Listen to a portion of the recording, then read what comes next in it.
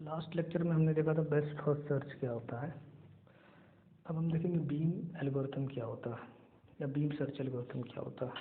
तो देखिए पहला पॉइंट क्या लिखा है, take care of space complexity. जैसा मैं बताया था कि स्पेस कॉम्प्लेक्सिटी का ये ध्यान में रखता है, स्पेस कॉम्प्लेक्सिटी इसमें कम होती है as compare to best first search. होता तो बेस्ट फर्स्ट सर्च की तरह ही है ये, लेकिन कुछ चीज़ें इसमें ऐसी ऐड की जाती हैं जिसकी वजह से स्पेस कॉम्प्लेक्सिटी कम हो जाती है। वो क्या हम करते हैं, कैसे करते हैं, वो अगली लाइन में लिखा है।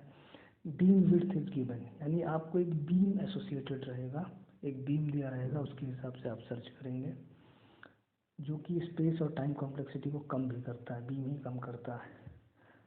अब देखिए एल्गोरिथम सेम तरीके से चलेगा जैसे बेस्ट फर्स्ट सर्च में चल रहा था।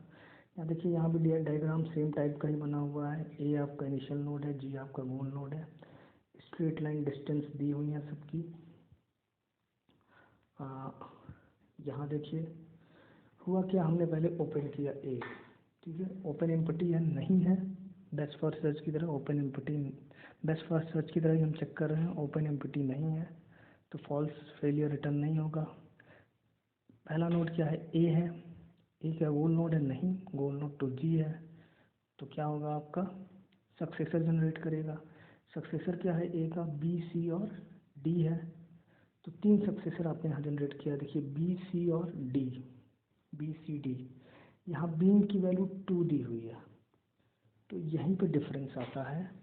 बेस्ट फर्स्ट सर्च में आप क्या करते थे, बीम की वैल्यू कुछ भी गिवन हो सकती है, 2 3 1, ठीक है, तो यहाँ 2 गिवन है, तो यहीं पे डिफरेंस आता है। आपने बेस्ट फर्स्ट सर्च में क्या किया था कि जितने सक्सेसर थे सबको ही लिख लिया था ओपन वाले नोड के नीचे, लेकिन यहाँ क्या है, बीम की वैल्यू 2 है, तो हम उन 2 सक्सेसर को लिखेंगे जिनकी वैल्यू मिनिमम होगी, और बाकी सक्सेसर को लिखने की ज़रूरत नहीं है। जैसे यहाँ 3 सक्सेसर आ रहा है बी सी डी, तो बी से जी की वैल्यू 32 है, सी से जी की वैल्यू 25 है, और डी से जी की वैल्यू 35 है। तो इसमें 2 मिनिमम कौन से हैं, सी और बी वाले। तो देखिए यहाँ डी को काट दिया है हमने और बी और सी को केवल लिखा है। अब इन दोनों में मिनिमम कौन सा है, इन दोनों में मिनिमम क्या है, सी है। तो सी से कौन कौन से जनरेट हो रहे हैं, देखिए सी से डी जनरेट हो रहा है, ए हो रहा है, एफ हो रहा है और ई हो रहा है। तो ए को तो लिखने की जरूरत नहीं है, पहले हो चुका है। अब हम चेक करेंगे डी, एफ और ई को, तो डी का 35 है, एफ का 17 है और ई का 19 है। तो इन तीनों में मिनिमम 2 कौन सा है, ई और एफ है।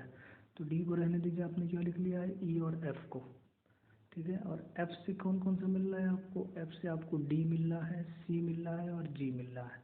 तो जी तो आपका गोल ही है, तो आप डायरेक्ट जी लिख दिए, यहाँ आपको गोल मिल गया है।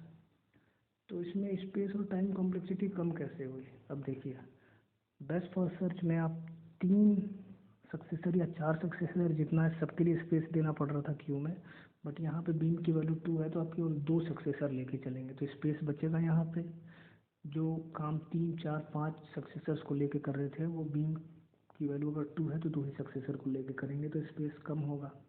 दूसरी चीज़ की सर्च का टाइम भी कम होगा, टाइम कॉम्प्लेक्सिटी कम होगी, क्योंकि 2 ही सक्सेसर में आपको सर्च करना है, ना कि 3 में, ना कि 4 में। ये सब बेस्ट फर्स्ट सर्च में होता था। तो इसका एक डिसएडवांटेज भी है। इसका डिसएडवांटेज ये है कि हो सकता है कि आप अगर ओपन से 2 सक्सेसर बीम के हिसाब से लेके चले हैं और तीसरे को छोड़ दिए हैं, तो मे बी कि जो तीसरा सक्सेसर है वही आपको गोल नोड तक ले जाए। वो दोनों जो सक्सेसर है शुरू में तो लग रहा है कि हाँ ये शॉर्टेस्ट डिस्टेंस दे देंगे, टाइम बचाएंगे, लेकिन हो सकता है कि वो आपको कहीं और ही लेते जाएँ, गोल नोड तक ना ले जाएँ। तो इसमें एक रिस्क यही होता है, डिसएडवांटेज, कि पूरी श्योरिटी नहीं है, हो सकता है कि आपको सॉल्यूशन ही ना मिले टाइम और स्पेस बचाने के चक्कर में। तो ये एक डिसएडवांटेज भी है बीम एल्गोरिथम का। वर्स्ट केस में बीम एल्गोरिथम की भी स्पेस कॉम्प्लेक्सिटी सेम होती है जो आपकी बेस्ट फर्स्ट सर्च में होती थी। क्या होती थी, big O B to the power D, B is the branch, D is the depth. ठीक है, थैंक यू।